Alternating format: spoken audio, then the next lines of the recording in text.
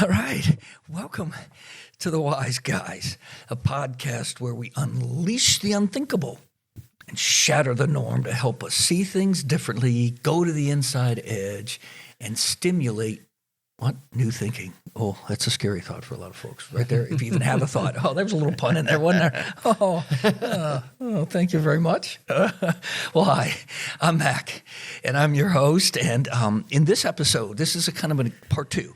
So I'll start off by saying, first of all, if you didn't listen to the previous episode, which was part one, go back, listen to it, and then tell your friends to listen to it too. Okay, let's not forget about that.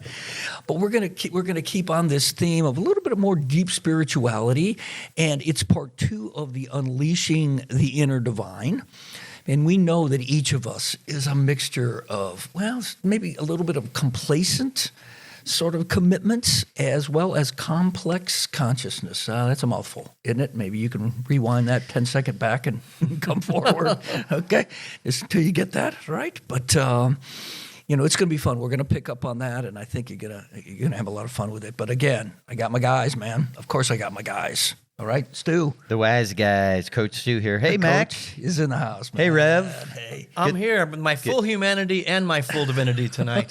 Ooh, that's a double full. I'm going to jump in the car with you this time. He's been so let me super see. nice. I've been on a train. I've been in a boat. Now we're in a car.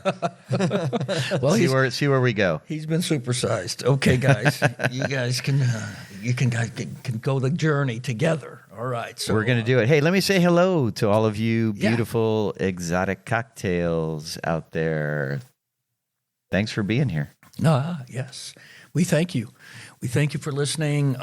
It's a joy. It really is a joy to just be able to have this conversation and get some feedback and see how it's changing stuff out there, because I think we can all agree some stuff's got to change, gang. And I think it needs to start with each one of us. We're not pointing out there. We're certainly pointing That's right exactly back there. where it starts. That's And right. I hope that as we're doing it and we're evolving and birthing ourselves, it is joyful. It's full Yeah. of fun and laughter and smiles. Absolutely. Yeah, we love that kind of stuff. So how about this one this week, guys? Word to the wise. Words to the wise. What do you think about this one? You know this resonates with me big time here, right? Okay. A radical is someone with both feet firmly planted in the air. That would be me. It would be you. Does that mean you're upside down? Yeah, it would be.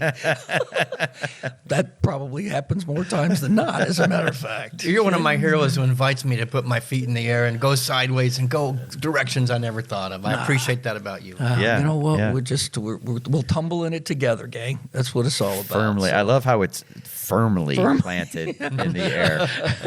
hey, as much as I might be deceiving myself, even just thinking I am, but I don't care. Okay, so those were some good words to the wise this week, gentlemen. I like it. He is decidedly unpredictable.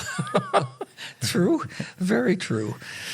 Well, here we are. So the whole topic, again, we're talking about sort of character, qualities, attributes of God, of the divine that we have. They're hardwired in us. It's not like you're going out there to find these things. And we just picked 8 of them. We did 4 of them last week.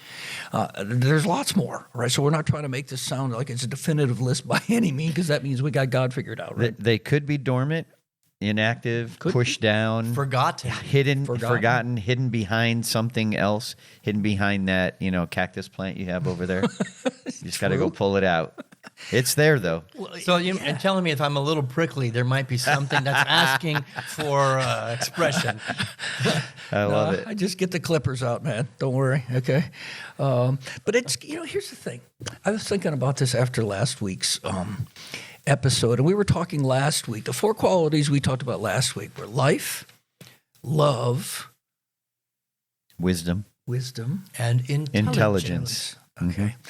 And in some regards, especially the life and love one, they can get, it can kind of a little bit fluffy if you want to just kind of think about it that way, if that's the way it runs through your grid. But here's the thing. Guys, gals, I use the collective guys, but this takes, if you're going to do this, if you're going to take to heart what we're talking about, it's going to take courage. Okay. I mean, there's no mamby-pamby stuff about this at all, man. You got to dig in and you got to be bold. You've got to have the courage that it's going to take to do the work, to do the cultivating, and to also stand firm in your belief and know you're transforming. I mean, this is not an easy thing. I mean, we're not trying to paint it out like, rainbows and unicorns, right? No, it's not like that at all. So take it to heart. Do the work, okay?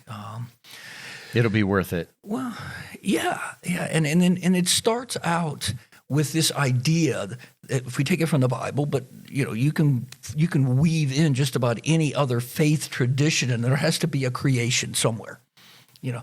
Every faith tradition has their idea about how we got here and where we came from, right? So, in the Christian tradition, of course, very common, out of Genesis, God said, let us make humanity in our image, in our likeness. We've all heard that before, and we're gonna take that as the truth, okay? Right. We're driving a stake in the ground over that you have image and likeness. You have it. You don't need to go find it. You don't need to get it for something that you do or not Yeah, and get I'm it. going to always step over the line a little bit. You don't just have it. Yeah. You are it. Okay, I'll go with that. Yeah, you're right. He'll correct me on that because it's a great perspective, No, it's just, and I like it. it's just my perspective. It's different than other people's, but it's the one I put my stake in the ground in. No, I appreciate that. We talk about that. I mean, talk about yeah. the being and the doing, right, all the time. That's So, right. That's right. So that was, that's a common one. And then you have this verse out of Genesis 5 when it said Adam had lived 130 years and he had a son in his own likeness, in his own image, and he named him Seth. And so we just talked last week about how that brought it right home to each one of us. We birth likenesses to ourselves, whether you're a parent. I think it can still happen whether you're a physical parent of a child that, has a likeness, or just you come into contact with people, your friends, people you around you. You can still birth some of your likeness. When we get together here for this podcast, we are birthing something. Yeah. It's going to sound a little weird, but the three of us are giving birth to a child here. It's an idea. And We need to be on the news. Three men giving birth. 3 men and make a baby. You're right, though. I mean, everyone is impacting somebody out there or people out there. Like me, as a coach, I know I'm impacting a lot of young athletes. Right. I know it. So this happens. So, I mean, stuff's being birthed, and likeness and image Right. is being passed around all the time, right? So you have to realize that we're going to proclaim these things as true. Well, again, you can ponder that a little bit. You can think about it. You can decide whether it's true for you or not, or whatever. That your choice. But we're coming from the place that it's true. For us, for sure. And we believe it's true for everybody, but I mean, you got to make up your own decision.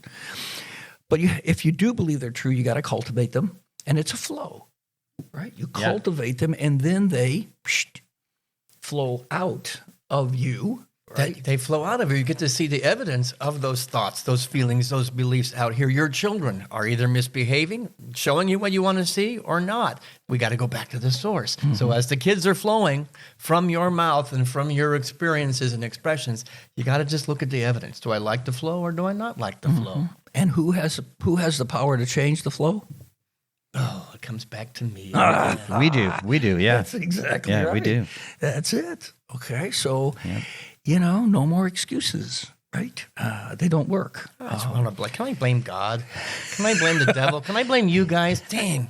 I think we're going to talk about it in an upcoming episode. I think it's going to call it throwing the card, right? So another way to say this, I know we've been using the words image and likeness because that's what we read out of the Bible passage, right? Right. Another way to say this these are characteristics of God, Sure. right? Of the Creator of God, and so we're talking about 8 of them. We talked 4 last week, right? Right.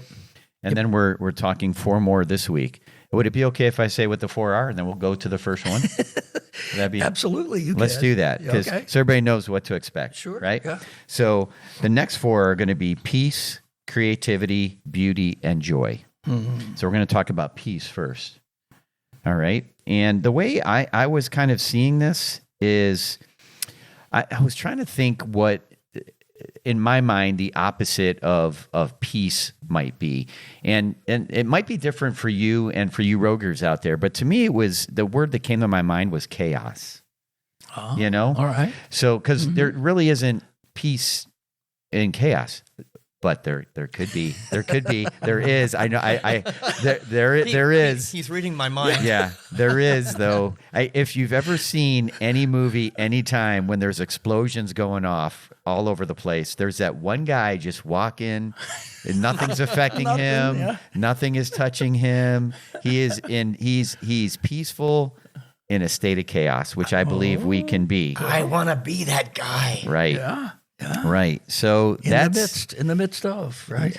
So I know we're going to talk about like how do we do this? How do we like manifest peace in our life, or maybe different kinds of peace, right? Like peace of mind. You've heard that Right. phrase, or like maybe spiritual peace. Like a piece of that goes beyond like your understanding, that kind of a thing. Right. So what do you guys think? Well, I love that, what you just said, that peace that surpasses all understanding. When you see somebody who's got total control and composure and poise in the midst of that chaos, not even with bombs that are physical bombs, but just emotional bombs going off everywhere.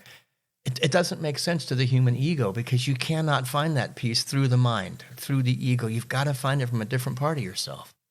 Well, yeah, and we will use the overarching belief and perspective that says everything's spiritual.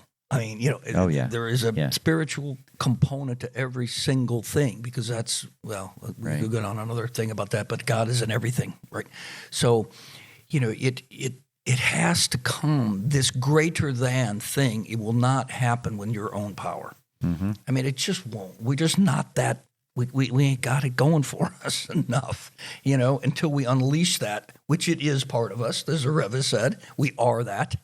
I love that from the 12-step programs that talk about, Yeah. in of myself, I am powerless. If Right. I'm trying to do it all myself, I'm not going to get to the promised land. I've got to find something beyond me and my capacity and my knowledge and my wisdom.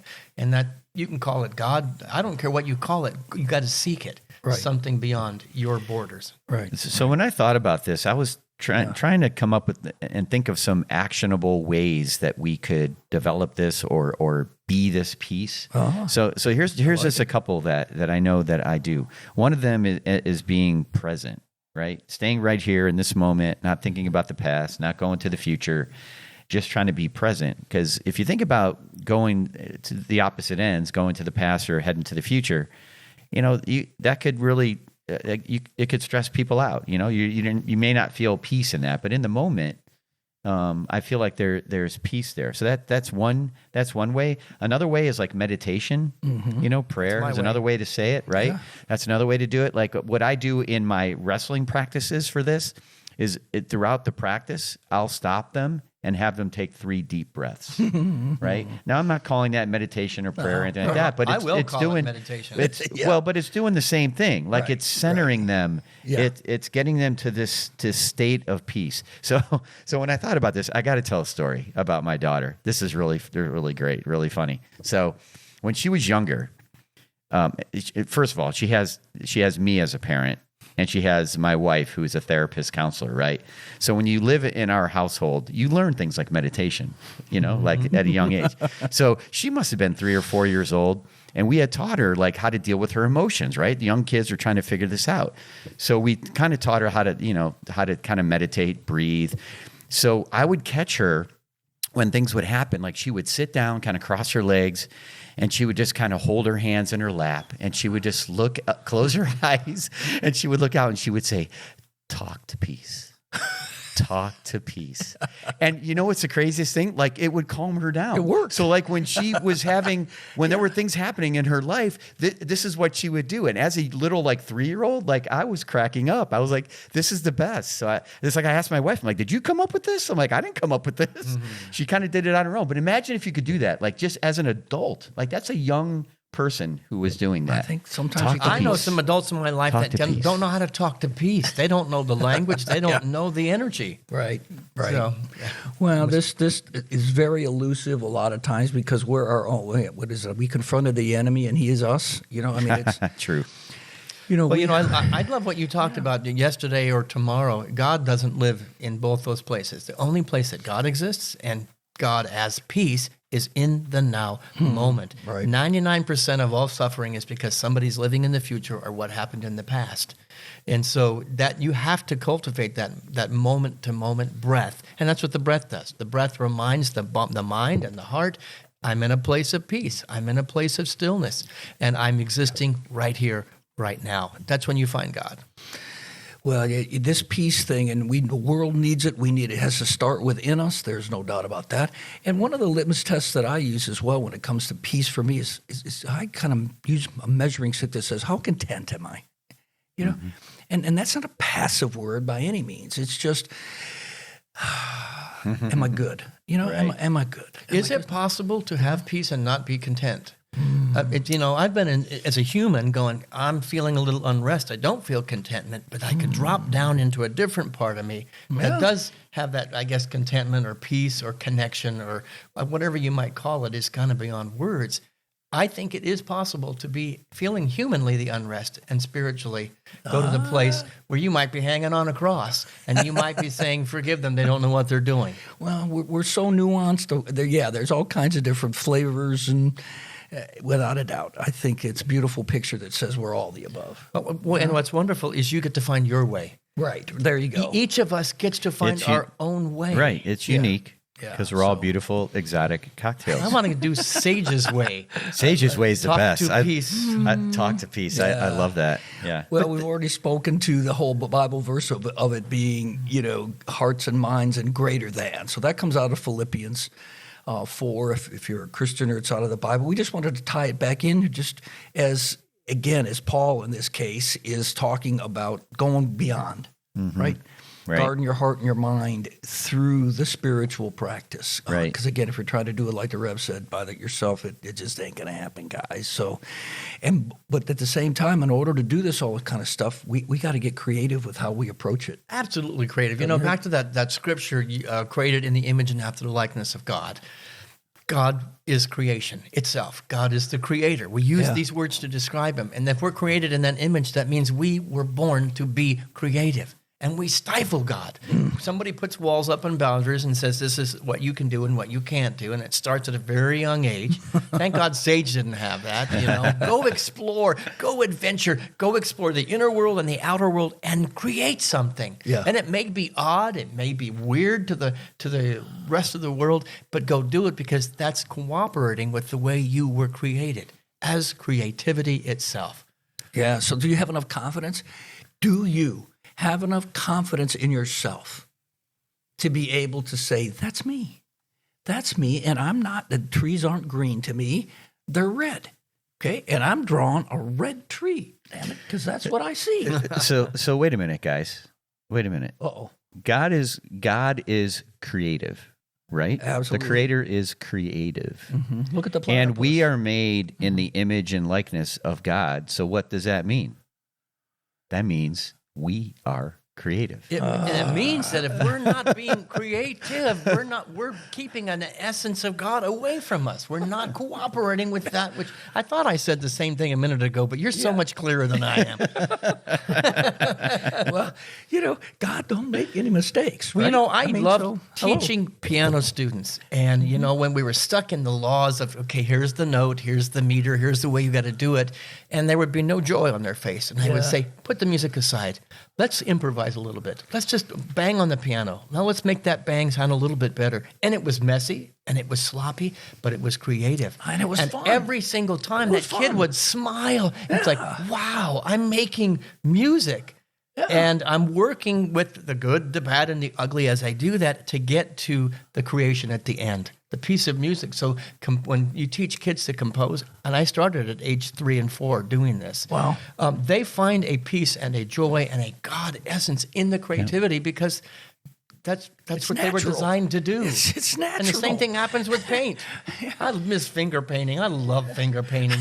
When did I stop doing that because somebody said you're not good at it or that picture isn't good enough? Yeah, there's I tons of want the examples. Rogers out there to know somebody told you at some point you couldn't sing, you couldn't do music, you couldn't paint, you couldn't write.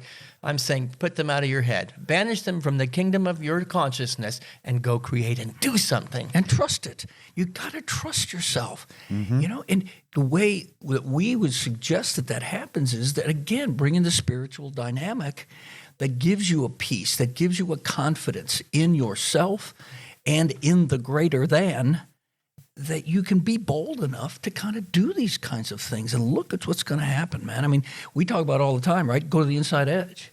Boldly create what no man or woman has ever created before. Let's unleash a little bit of unthinkable with creativity. You've been talking about it, Rev, music, and you mentioned art and thinking, like writing books. I mean, there's a lot of creativity out there, right? But there's also creativity in relationships. You bet. I know sure. I know it for a fact. Absolutely. As a coach. Sure. I have to be very creative to connect with some of the kids that I'm coaching, and this, Rev, too, as being a minister at a church, connecting with all different people, and there are no two people are the same, right? Yep. They're all So beautiful exotic cocktails with something unique to bring to the planet. So there's creativity in your relationships as well. In the midst of everything. You know, I lead a new thought church, is what we call ourselves. And somebody said at one point, I think I might have repeated it, we call ourselves New Thought, but some of us haven't had a new thought in 10 years. So is it possible that creativity could be a new thought? Just entertaining a new idea that you never thought. Yeah. A new Absolutely. feeling. Let me just sure. try it on for size like a new pair of shoes. Well, Yep.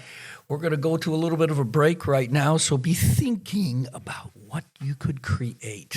Don't go blowing up the kitchen or starting the house on fire or anything, okay? But begin to start to think a little bit outside your box toward that inside edge that we talk about all the time. And we'll be back after a few. Just hang on a sec. Like what you hear so far?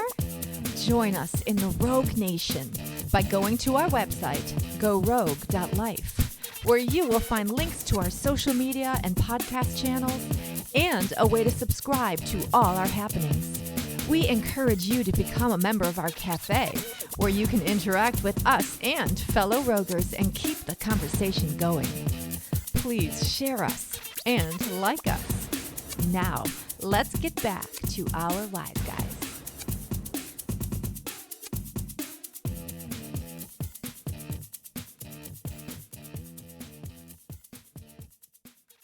All right. Welcome back to the Wise Guys podcast, where this episode we are talking about our inner divinity. And if we're created in God's image, in his likeness, he or she in the creator's image, then we have the same characteristics and qualities and abilities and everything else that the creator who created us does. So this is a beautiful concept if you think about it, and don't dismiss it too easily. So we're going to talk about the next one. We're going to lead into beauty. But before I do that, I did want to do a little bit of a plug just to kind of let you guys out there know, maybe what's coming up. These are some things that are on our planning board, some episodes. You can kind of tweak you a little bit here. Juicy topics. Yeah, topics, juicy topics. So how about, we're certainly going to talk about at some point here in the near future, the Bible.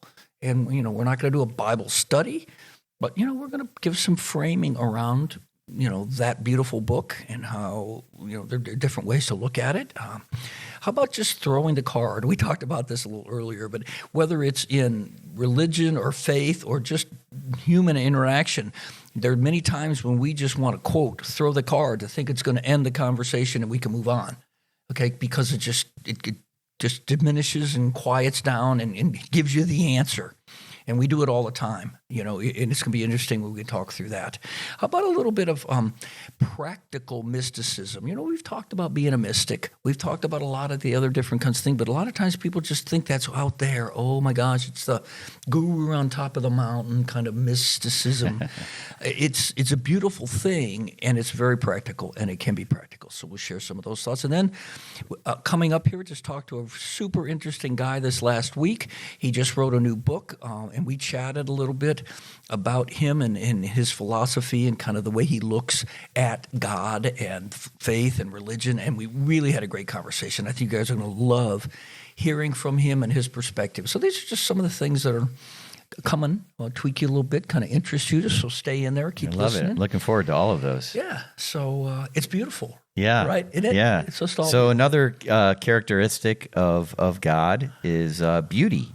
And this one seems kind of obvious, doesn't it? Like, there's so much beauty around us. I mean, in nature, especially people. I mean, obviously, there's a lot of beautiful. Everyone's beautiful in my mind in the world, but there's everyone is beautiful. I knew there'd be a song in there somewhere. Ray Stevens? Who was it who sang that? Yeah, I think so. Okay. Well, there is beauty in everything, and Yes. some of the things I was thinking of when I thought about something I might say, that was beautiful, is like the giggle or laugh of like a little baby. Oh, yeah. Isn't that the best?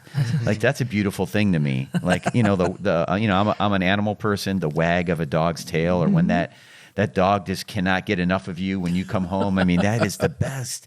That is a beautiful. It's a beauty. And here's the thing. Like a lot of times when you think of beauty, you think of what you're visually seeing, but I think there's beauty in feelings too, and what you're feeling. Well, that's a great perspective. I like that a lot. Yeah. It's beauty in consciousness. They say beauty is in the eye of the beholder. And you have to be a beholder who's looking for it. You have to seek Right. beauty. And I always say people who are looking for ugliness will find it. And people who are looking for beauty will also find that. So Yes, it starts right. internally. Right. I'm looking for what's good and holy and sacred in this world and in the person in front of me. Well, that changes everything. This is a bias. This is a worldview that we're talking about now. That is, we begin to adopt. You can stick whatever word you in there, goodness, or when you're looking, or your eyes just naturally gravitate to the beautiful and the good. And again, it's not because this is what we've been told beauty looks like. It's what resonates deeply in our heart at the very core. Like Stu was saying, it's relationships, it's feelings, it's all the above. And the minute you try to compartmentalize it, that's beautiful, but that's ugly. Can I use that word or not? Then we've already messed up. Well, 9 times out of 10, the beautiful people over here, the ugly people over there. Somebody told us this is a generational handing it down. These are the good people, these are the bad people, and we just inherited, took it on as our own. And I'm just saying, just try it on for size, not just your seeing, but your hearing. Listen for something beautiful. Listen for the evidence that there's good behind what's being spoken in front of you in that moment, in the relationship. Sure. Close your eyes, close your ears, and listen carefully. The beauty in you that you haven't discovered yet. It's everywhere. Well, that's a realization right there. That's super important. Look right? in the mirror. Look in the mirror and your see beauty. See your beauty. Even if you're having a bad hair day, man. How many of us get up in the morning, instead of saying, good morning, God, say, good God, it's morning. We look in the mirror and go, oh my God, I'm every bit of those years. Yeah, I've been known to do that a time or two. But we can find it, as Stu was saying, in all sorts of different places. But we use this terminology and have used it for years. Get your antennas up. Get your awareness level, right? Take the blinders and get them off so that you're not just so, focused on the normal, the everyday, the stuff that you repeat over and over and over again. You need to open up and you need to be conscious because, boy, I'll tell you, when we started, all of us, all three of us, and we're not, again, we never say we've arrived. But, I know how my life turned around as I begin to take this on more and more and more. That stuff and people and experiences and aha moments and beauty and this. And I mean, you can't even plan it. You can't plan that stuff. I mean, you just can't do it. But it's so great because now I'm experiencing what I think God has created us for. Why we're even here. I don't know. It just, there's my contentment. Hey, Mac. It's a beautiful thing, guys. It's a beautiful thing. So is my ability to see it is a beautiful thing. It's an amazing, beautiful thing. Does the peace come from the consciousness to seek the beauty? As I seek the good, the holy, the cow. sacred, the good, and the beauty, I have more peace. Wow. So you're Rev, bringing saying- it all together. Yeah, that's right. He's saying it's all connected. And then when I'm more peaceful, I can be more creative. oh boy, That's probably true. are you guys watching a video out there? He's bouncing around in his chair over here. Okay, this is great. I have joy. Joy, joy, joy in my heart. I think there's a song like that too in church. No, please let's not do that. But the thing is, it's a great point to bring up because we talked about it last week. That these things don't exist in a linear fashion. They're not It's isolated. it's impossible, all right? That as you experience one, as you cultivate one, as you learn about one, as you incorporate one, it affects the others. And so they all start happening all at the same time. Yeah, yeah. It's just, golly, you're going to step back from it and you're going to go, what do we always say? Strap in, man. That's right. Yeah. So that's the beauty there. So, we can find it. And here's what I love about beauty too. If you look at a flower, is it beautiful? Here's a koan, right? Is it beautiful if nobody observes it? Ooh, interesting. I'm going to say yes, because God created, in my mind, God created the flower, and what Okay. God creates is beautiful. It's all beautiful. Everything. That goes back to the question we asked at the last episode. A gift doesn't have to be received. No, it does not. It just there has you to go. be given, and there it is. All right. Yeah. So the consensus here seems to be, regardless of whether you're looking at it or not, or anybody's looking at it, it's still made in the image and likeness of God, and it's beautiful. Yeah. All right. That So- includes you, people. Well, yeah, I guess I want to get that out there to anybody who's listening today. You may have been discounted by the world that does not see you. Maybe walks by you and doesn't even notice how amazing you are. It does not have any power over you when you know the truth that you are worthy, valuable, respected, and important and beautiful. Yes. That is such an important point, Rev. And you know what? You No doubt. can see you. And when you see you, others will be able to see you. Does that make sense? It will Oh, emanate. that- total It'll sense. emanate. I mean, it's part of it. Yes, that's a beautiful statement. I love that. We'd say that when you see you, Yeah. other Others. people can see you. Yeah. Is that what I heard? Oh, Yeah. I like it. There might be It could be a meme. And up be a until meme. that point, all anybody's seeing is the manufactured version of what you think they can handle. Yeah. I'm only showing the world what I think is beautiful about me. And if I don't think I'm beautiful, they're getting nothing. So they're really getting a false image of who I am because I haven't seen the image of who I truly am inside. Now, that gets a little complicated. Yeah. The more I see myself as beautiful, the more beautiful I will be to others. The more I know it for myself without their validation, the more I'll be validated. I love this. And just know, people out there, you are a child of God who is beautifully and wonderfully made. I think that's in the Bible too. Yep. It is. Very cool. Well, another thing that came up to me in this section, if you will, this characteristic called beauty. We've talked about this in the past, but I don't want to get past this without talking about, as we're talking about ourselves, as we're talking about looking in a mirror. A lot of us will look in the mirror, and what we will see is we will not see the beauty; we will see the dragon. Okay, and every single one of us has a dragon. All right, and I think I've told my story on this, several times, maybe not on the podcast much, but when I had to confront for real my dragon and learn to love the dragon, that dragon, let's put it this way, that is a very beautiful dragon, okay? Because it's part of you and it's part of what God made. You may have some work to do on it. You may have some things you need to massage on it, but the bottom line is the minute that's ugly, now we have created dualism inside of ourselves, and that's never anywhere God wants to take us. So what you just had me realize, Mac, and thank you for helping me to realize this. God doesn't do anything by accident. Everything's on purpose, which means you are exactly the way you're supposed to be and who you are. So I'm going to throw over to the movie guy over there. Yeah, One of let's- my favorite movies, and I just cry every time I've seen it, is The Elephant Man. Oh, yeah. By the yeah. world's definitions, Yeah. was ugly and Yeah. grotesque, Right. and was one of the most beautiful souls on the planet. Right. So again, it's somebody else's definition of what physical beauty is, of what spiritual beauty is, or what artistic beauty is. It's all beautiful. Can we get to the point where we have the eyes, the ears, the heart, and the soul to go, God's kingdom is beautiful. Yeah, it's period. just beautiful. Even the ugly parts, and Right. that's going to confront a little bit within me because I see ugliness in the world that I don't like. Can I seek beneath the surface and find some kind of good to nurture and to tend that garden, even when it's ugly on the outside? Yeah, you just a have to choose to look for it. It's a tough perspective Right? sometimes. I Man. mean, Yeah. that's it can be that simple. Right. You just have to choose to look for it. Well, something that came to my mind as Stu was talking about the God that. Here's a statement that I heard years and years ago, but I haven't heard it in a long time, and that's this: Did it ever occur to you? Did it ever occur to you that nothing's ever occurred to God? That's good. I like that. Yeah. Hello. Okay. Let me see here. Yeah. Okay. I think I'll make a Coach Stew. I don't know. Let me think about it. Oh, good idea. So anyway, beauty. We've talked about peace. We've talked about creativity. We've talked about beauty. And of course, we can't leave out another just incredibly beautiful characteristic and attribute of God, and that's joy.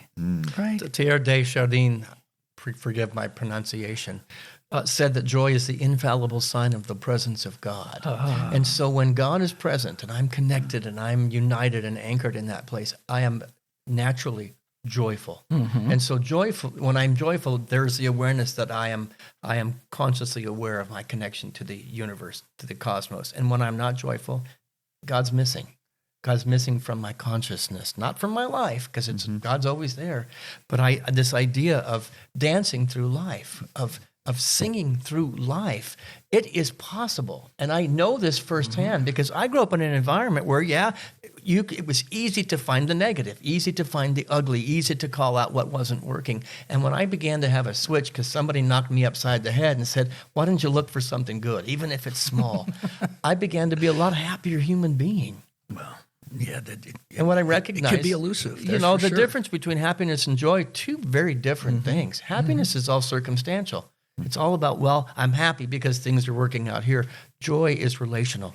I know who I am. That's a great point I know where I'm going. I know what I'm about. I know what I'm connected to. So it could be ugly out here, but I see beauty only because I'm connected to something. I'm relating to the presence of the Spirit, which is underneath all of it. Well, and don't go to this place. Don't go to this place that thinks that that's like rose-colored glasses, Pollyanna kind of way to look at stuff. Okay, it's not. It's way harder to grasp that and believe it and take it in as the truth than it is to just go, oh, well, that's, that sounds good. But and it doesn't happen overnight. Let me tell you, it is the hardest course I've ever taken in seminary, in college, in life. Is learn the joy course. The joy course is it's a marathon. It's not a 50-yard dash. Well, suddenly I'm joyful. I changed my mind. No. Yeah. It's doing one thought, one idea, one action, doing something differently, being creative, finding the peace over and over and It's the over cultivation. again. You cultivate it.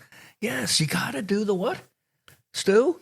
You got to do the work. Do the work. You got to This practice. is Coach. Got to practice. This is Coach Stu. Coach is talking. You got to practice. Yeah. The joy to me is, it's an energy, right? So in our pre-show chat, I asked the Rev and Mac. I said, "Don't you want to be that guy when you walk in the room? Like everybody feels awesome. It feels great, and they're like." And they don't even know why, but it's just you enter the room and you're just exuding joy. I mean, how cool would it be to just be that person all the time? It's contagious. We talked about this last week in the episode that somebody who comes into the room without saying anything, doesn't do anything, but the joy quotient goes up. It goes up. Right. Yeah. Whoa, something's different. It feels good. So you're infecting people. Joy is contagious. Yes. And Now, that's we not got imagined. It's real. And we have to acknowledge just for a quick second that you could do the opposite. Oh, yeah. Right? Just to be aware of it, You Yeah, could be right. the opposite. You could be the bring it Debbie all Downer. down. You could bring it all down. But, we're talking about joy. And you know what? To me, talking about all these characteristics, joy is like the anchor. Like all of these equate to joy, right? Like we talked about life and love and wisdom, intelligence, peace, creativity, like beauty, like all of those lead to joy to me, like for me.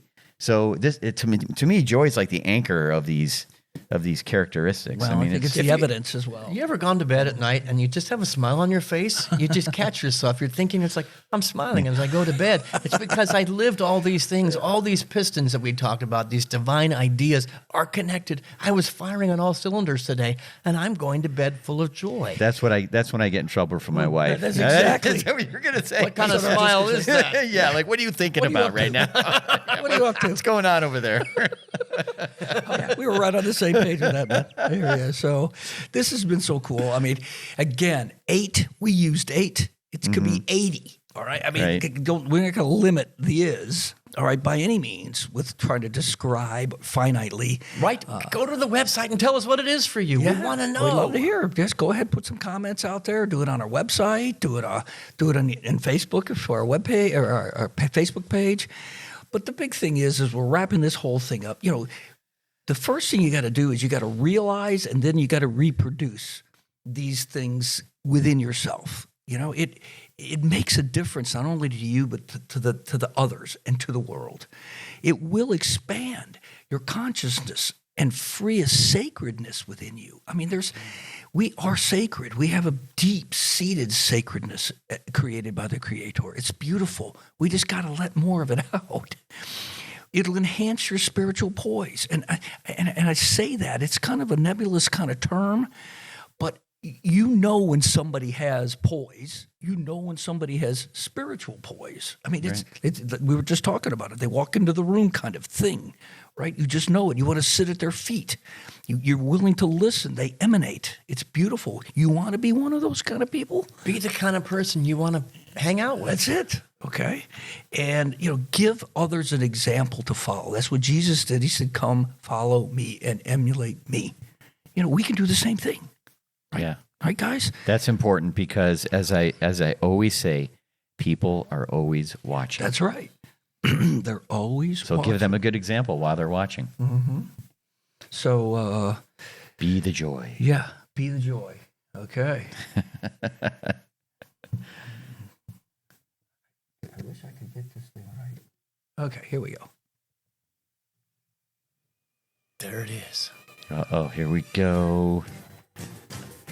I always feel like I'm way up high in the air when I hear this. I feel like I'm like on some mountain or That could walking be a it. tightrope If that's your mission, on the wing of a plane. if that's your mission, man, go on it. So decide to go rogue. This is your mission. Find like-mindeds.